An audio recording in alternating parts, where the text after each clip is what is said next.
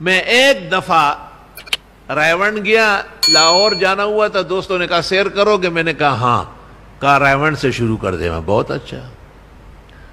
مغرب کی نماز سے پہلے ہم پہنچے تھے، یہ طارق جمیل میں نے دیکھا دیوار کے ساتھ کھڑا تھا، مجھے دیکھ رہا تھا، لیکن مولانا احسان صاحب نے کہا یار بھائی عبدالوہاب سے تو ملو۔ میں نے کہا ان کا اعلان ہوا ہے بیان کا، کہا اعلان ہوتے رہتے چلے۔ مولانا احسان کے ہمراہ، وہ زندہ ہے الحمدللہ، بھائی عبدالوہاب کے کمرے میں گئے۔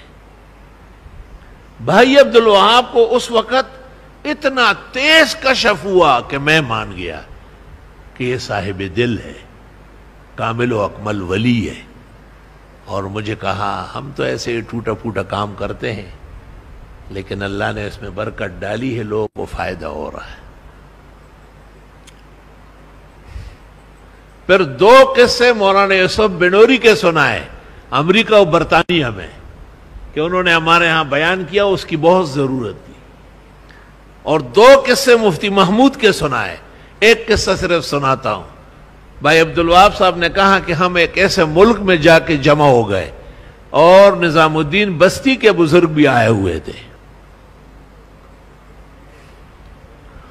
لیکن کوئی غلط سی آئی ڈی ہو گئی اور ہم پر سخت پابندی لگ گئی، یہاں تک کہ وہاں کے مسلمانوں نے بھی ہمیں معذرت کی ہے کہ ہمارے پاس ملنے نہیں آؤ۔ ہم بہت پریشان ہوئے، اپنے ہوٹل سے باہر نکل نہیں سکتے تھے۔ اچانک ہمیں ایک خبریے سے پتہ چلا کہ پاکستان سے ایک موقر وفد آیا ہوا ہے اور اس کی قیادت مولانا مفتی محمود صاحب کر رہا ہے۔ سچ کہا ہے کسی نے، جب تک سورج چاند رہے گا مفتی تیرا نام رہے گا۔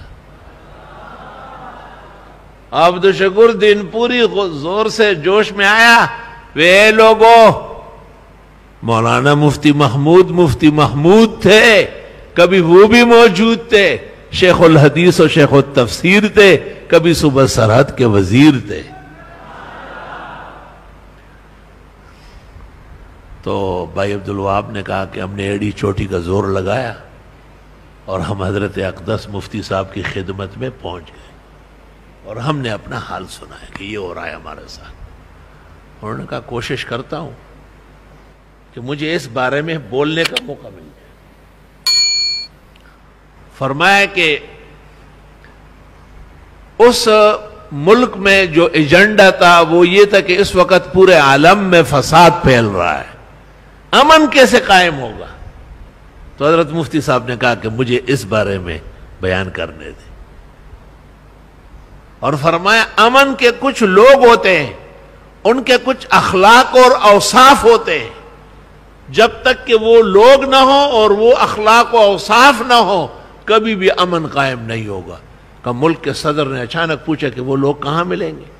کہا میں نے کہا وہ یہاں آ چکے ہیں، پاکستان سے بھی اور ہندوستان سے بھی، اور آپ نے ان پر پابندی لگائی اور امن قائم کر رہے ہیں۔ کہ اس نے فوراً اپنے اتاشی کو کہا کہ ریڈیو ٹیلی ویژن پہ اعلان کرو کہ پاکستان اور ہندوستان سے جتنی تبلیغی جماعتیں آئی ہے ان سب کو ہمارے ملک میں ہر جگہ پہنچنے کی اجازت ہے، 100 سونار کے اور 1 لوہار کی۔ سبحان اللہ۔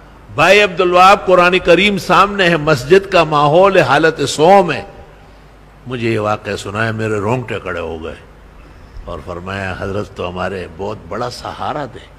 کہا ہمیں دوبارہ ملاقات نصیب نہیں ہوئی، لیکن لوگوں نے ہمیں کہا کہ ریڈیو ٹیلی ویژن پر اعلان ہو گیا، اور حضرت مفتی صاحب نے بہت سخت سٹینڈ لے لیا اس پر کہ آپ کیوں ان کو روک رہے ہیں، یہ تو اچھائی پھیلا رہے ہیں، یہ تو دین کے دائی ہے۔